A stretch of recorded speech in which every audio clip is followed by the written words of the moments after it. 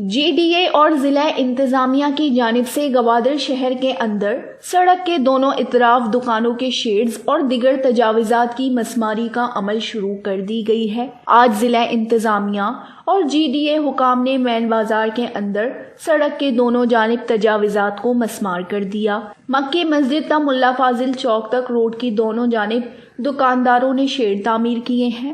ضلع انتظامیہ کے مطابق روڈ کی توسیع کا کام کافی سالوں سے التوا کا شکار ہے، جبکہ متاثرہ دکانداروں کو معاوضہ کی ادائیگی بھی کی جائے گی، لیکن اس کے باوجود دکاندار تعاون کے لیے تیار نہیں۔ دوسری جانب ضلع انتظامیہ کی جانب سے دکانوں پر شیڈ ہٹانے کے خلاف گوادر کے دکانداروں نے احتجاجاً اپنا کاروبار بند کر کے ریلی نکالی۔ دکانداروں کا کہنا ہے کہ تجاوزات کو ہٹانے کے لیے ضلع انتظامیہ کی جانب سے انہیں 10 دن کا مہلت دیا گیا تھا، لیکن ڈیڈ لائن ختم ہونے سے قبل ہی ضلع انتظامیہ نے کارروائی کر کے انہیں نقصان سے دوچار کر دیا ہے۔ متاثرہ دکانداروں کے احتجاج کے دوران حق دو تحریک کے سربراہ مولانا ہدایت الرحمان بھی وہاں پہنچ گئے۔ واضح رہے کہ دکانداروں کی مداخلت سے سڑک کی توسیع اور تعمیر کا کام گزشتہ 6 سالوں سے التوا کا شکار رہا ہے۔ وش نیوز، گوادر، بلوچستان۔